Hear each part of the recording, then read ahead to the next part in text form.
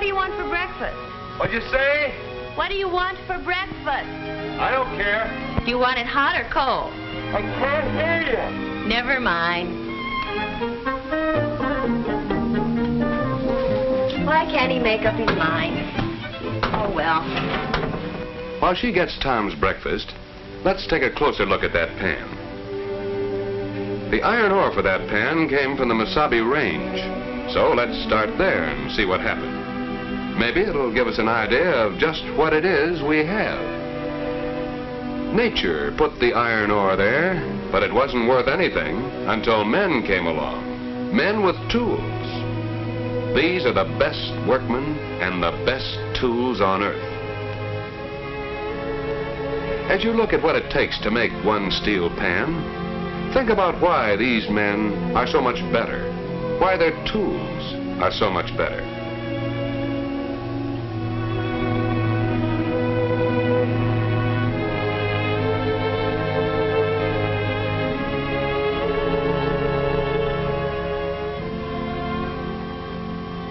You can't make a pan only with iron ore.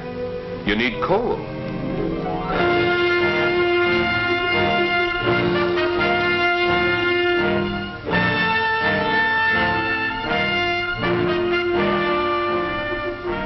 You need other raw materials. Limestone must be quarried.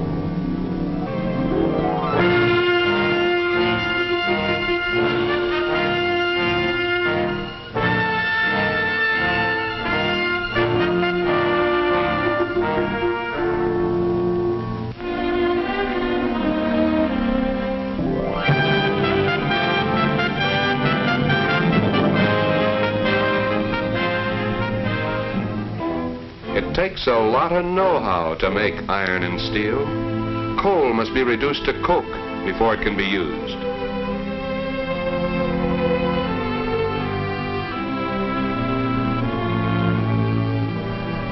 You need fluorspar, manganese, scrap iron, scrap steel.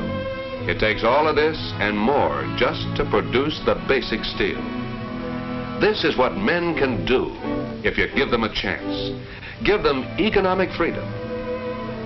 Economic freedom in this country means that you and everybody else is free to work, to make things, to produce. That's one part of it. You're free to buy and sell, to make a profit or a loss. That's the second part. And you're free to save and to invest in more and better tools. That's the third part. And it all adds up to the great gift of economic freedom. Keep it in mind as you watch these men and their tools.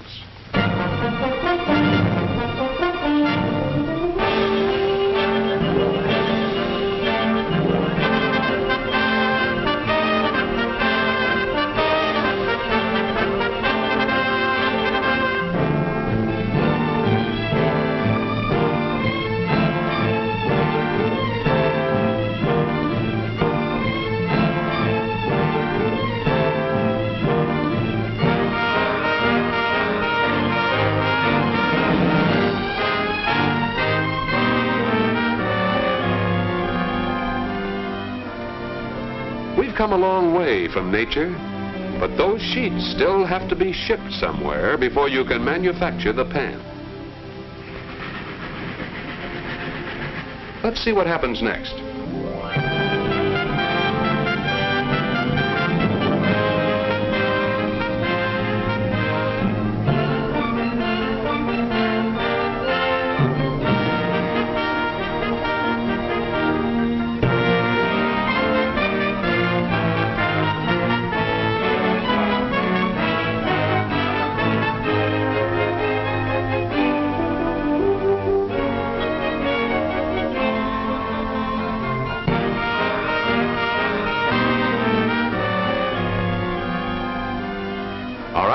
Now the pan is about ready to be offered for sale.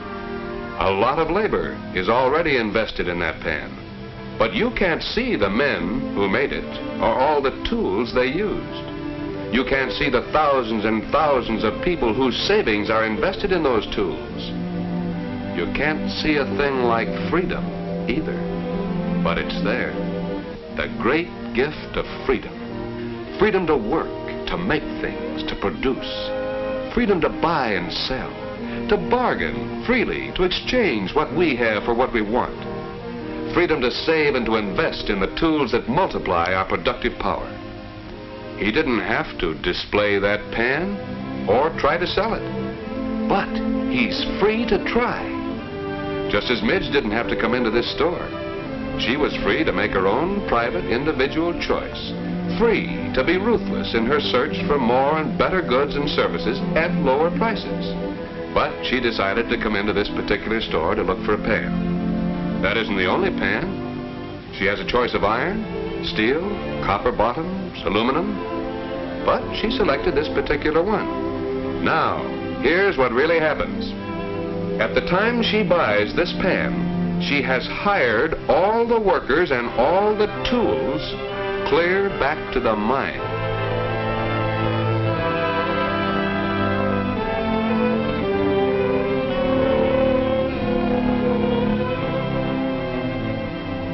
What she is able and willing to pay for that pan has to pay all the costs all the way back to nature, including the cost of something else you can't see. The cost of government. And the cost of government, remember, is paid by all the direct and indirect taxes you pay. Well, now we know something about where the pan came from. How about the eggs? Well, let's see. Nature supplied the land, but men made it produce the feed for those chickens. You can go in the egg business if you want to. That's what economic freedom means.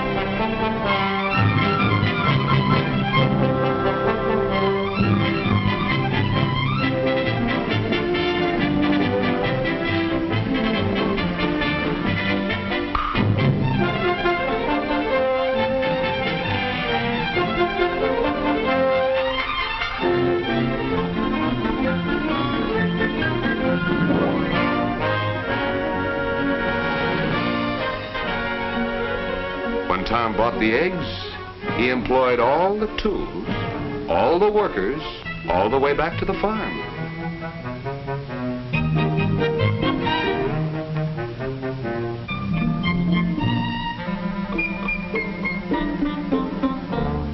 Tom had to work with tools to earn enough to buy that pan.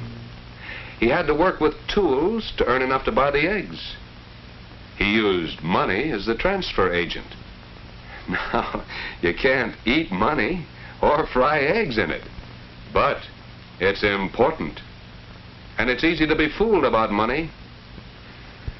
How about it, Tom? What can you do with your take-home pay? Give it to Midge. If I didn't, she'd bat my ears down. And I would, too. Well, that's all right. Now, let's look into what money is and what it does. Take Tom. He works near the end of an assembly line and gets paid in dollars and cents for work with tools and with materials supplied to him. In other words, one way to earn money is through work using your brains and muscles, your skills, your know-how, for so many dollars and cents. Money has no fixed value. It has no value except at the moment you buy something with it. For example, you've seen the price of eggs jump around. Sometimes half a dollar will buy a dozen eggs, sometimes more than a dozen, sometimes less. In other words, your take-home pay is worth what you can buy with it when you buy it. And what you pay for anything, remember, has to cover all the costs of producing it, transporting it, and selling it, plus taxes which must be paid to operate the federal, state, and local governments. Yeah, but I didn't have to buy these eggs. If they get too high, we don't eat eggs. That's your privilege, so long as you live in a free country. You didn't have to buy this house either. That was my idea. It means something to own your own home. Not that I own it yet. Nobody told you you had to buy it, or that you couldn't buy it either. We figure that every dollar we put into this house is just like saving a dollar. The house is real, but the dollar value, and don't forget this, is what somebody will pay you for it when you want to sell it or rent it. We don't want to rent it. Yes, but it's nice to know you could if you had to. That's the second way you can get paid. How do you mean? There are two ways to earn money. You can be paid for work, any kind of work that produces goods or services, or you can be paid for the use of something you saved and bought something you own, private property. To get the tools and the materials you work with, the conveyor belts and all the rest of what it takes to build an assembly line, millions of people like you saved and invested their savings in stocks and bonds. And it was their savings that made these tools possible.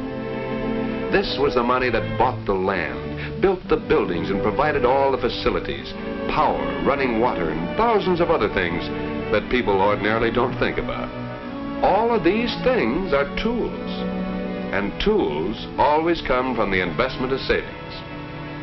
Let's put it this way. If you rented a room in your house, or the whole house, would you expect to be paid for it? Yeah, sure. Why not?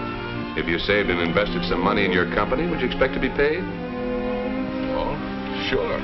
Only I don't have that kind of money. You've got a life insurance policy, haven't you? Yeah? Savings account in the bank? Yes, a little one. That's not like buying stock. What do you think the insurance company or the bank, for instance, does with money? Use it. Invest it, I guess. That's right. Money is a medium of exchange, a transfer agent. They take your money and buy an interest in private property, the tools you work with, so that every dollar you save goes freely to work. The fact that most people in this country have life insurance, a bank account, stocks, or bonds, means that practically all of us have invested in the tools that produce the goods and services and comforts our lives depend on. That's how we get our tools. That's what happens with economic freedom. The farmers work close to nature, and most of them supply the manpower too, both management and labor. They know where their tools come from and what it takes to maintain them, to replace them with more and better tools. What we have in this country is so good and so successful that too many of us just take it for granted. What we have started with the official purpose of our limited government, and it grew because of our hard-won gift of freedom. Real individual freedom protected by law and the secret ballot. The best workmen and the best tools on earth. And the most democratic way of getting more and better tools. Not through forced savings and forced labor. We're free to save and to invest in productive property, in the tools that multiply our total production of goods and services. 10 million workplaces where we're free to work, to make things, to produce, free to buy or sell, to make a profit or a loss, free to try out new ideas, new products, new methods, free to get more and still better tools which multiply our total production, shorten our work hours, and keep lifting our standard of living. We have plenty of problems, but with all the things we don't do, with all our mistakes, we do have political and economic freedom, and we're far better off than the rest of the world. That's what we have, and it's worth talking about. Let's talk about just exactly what we have in these United States and what it means to you.